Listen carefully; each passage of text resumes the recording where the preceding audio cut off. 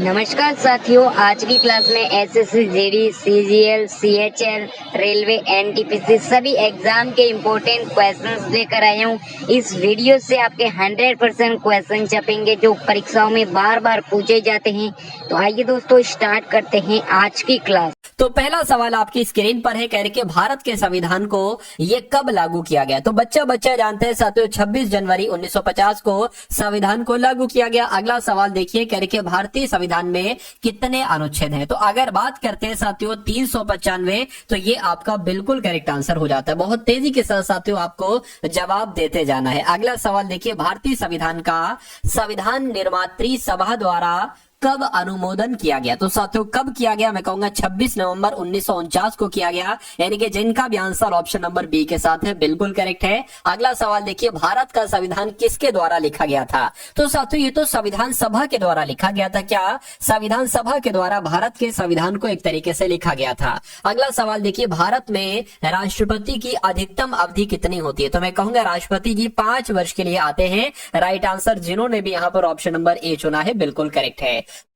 भारत में राष्ट्रपति के चुनाव की प्रक्रिया किस पर आधारित है। तो यहाँ पर अगर आपके एग्जाम साथियों सवाल पूछा जाए तो आनुपातिक प्रतिनिधित्व प्रणाली के आधार पर साथियों राष्ट्रपति का चुनाव किया जाता है। आंसर आपका जाएगा ऑप्शन नंबर सी के साथ। अगला सवाल आपकी स्क्रीन पर, भारत में लोकसभा चुनाव कितने वर्ष में होते हैं। तो या तो आपको मालूम होना चाहिए साथियों 5 वर्ष में होते हैं। उसके बाद देखिए अगले नंबर का सवाल है साथियों, आपसे यहाँ पर पूछा जा रहा है कि राज्यसभा का कार्यकाल कितने वर्ष का होता है। तो कितने वर्ष का होता है पूछा जाए, 6 वर्ष का होता है। राइट आंसर आपका सी हो जाएगा। भारत में सर्वोच्च न्यायालय की स्थापना कब हुई थी। तो भारत में सर्वोच्च न्यायालय की स्थापना साथियों कब हुई थी, 1950 में हुई थी। साथियों अगर आप ये पीडीएफ लेना चाहते हैं तो इसका तरीका मैं आपको बता दूंगा, निःशुल्क ये पीडीएफ आप कैसे पा सकते हैं। उसके बाद देखिए कह रहे कि भारत में सर्वोच्च न्यायालय के प्रधान न्यायाधीश की नियुक्ति कौन करते हैं। तो साथियों कौन करते हैं ये काम, राष्ट्रपति करते हैं। कौन करते हैं साथियों, राष्ट्रपति करते हैं। आंसर आपका जाएगा ऑप्शन नंबर बी के साथ। अगला सवाल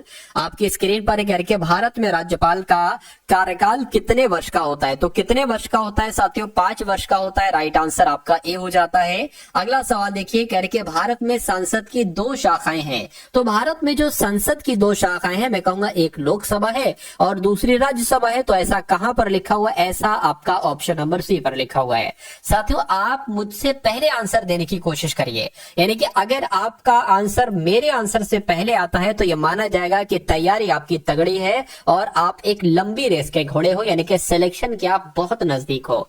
ठीक है ना। चलिए अगला सवाल है, कह रहे भारत में समाजवाद शब्द कहां उल्लेखित है। तो संविधान की प्रस्तावना में साथियों ये समाजवाद शब्द उल्लेखित है। यह आपसे एग्जाम में पूछा जाता है।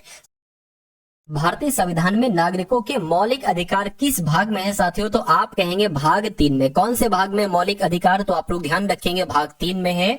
अब उसके बाद देखिए साथियों नेक्स्ट नंबर का सवाल आपसे क्या कह रहा है, कह रहा है कि राज्यसभा में सदस्यों की अधिकतम संख्या जो होती है तो कितनी होती है। मैं कहूंगा 250 होती है। कितनी होती है साथियों, 250 होती है। अगला सवाल है, कह रहे कि भारत में सर्वोच्च न्यायालय के न्यायाधीशों की अधिकतम संख्या कितनी हो सकती है। तो मैं कहूंगा साथियों लगभग 31 हो सकती है। राइट आंसर का ए हो जाता है।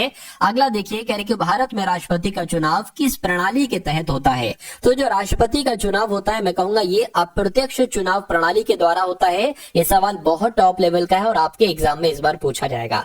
साथियों देखिए अगर आपने वाकई में इस बार एसएससी जीडी में सिलेक्शन का साथियों सोच लिया है तो मैं कहूंगा इस चैनल पर अगर आप नए हैं और आपको सिलेक्शन लेना ही लेना है तो साथियों रेड कलर में लिखा होगा सब्सक्राइब, तो उसको साथियों सब्सक्राइब करके सब्सक्राइबर बन जाइए इस चैनल के। क्योंकि अगर वाकई में साथियों सिलेक्शन लेना चाहते हैं तो जो कंटेंट आपको दिया जाता है उसको साथियों 100% पढ़िए और हर एक वीडियो को साथियों लाइक कीजिए ताकि मेरा मोटिवेशन बढ़ जाए और अगली क्लास में आपके लिए और महत्वपूर्ण लाऊं और संभावित प्रश्न लाऊं जो आपको पढ़ाया जाए और वही आपके लिए आ जाए। तो ये बहुत अच्छा आपके लिए होगा। ठीक है ना। क्योंकि साथियों मेरा टारगेट है, मेरा मकसद है कि हर एक ग्रामीण इलाके से एक घर से जो सिलेक्शन चाहता है उसका हर एक घर से एक सिलेक्शन साथियों हो जाए, ऐसा मैं चाहता हूं। यानी कि जिसको सबसे ज्यादा जरूरत है उसको साथियों मिले, ठीक है। चलिए, और जो मेहनत करता है वाकई में साथियों उसका सिलेक्शन होता है। किस अनुच्छेद के तहत राष्ट्रपति भारतीय संसद को संबोधित कर सकते हैं? तो मैं कहूंगा अनुच्छेद 87 आपका राइट आंसर हो जाएगा। अनुच्छेद 87 के तहत राष्ट्रपति ही भारतीय संसद को संबोधित करते हैं। उसके बाद देखिए, भारतीय संविधान के पहले आम चुनाव साथियों कब हुए थे? तो मैं कहूंगा 1952 में हुए थे। कब हुए थे साथियों? 1952 में हुए थे।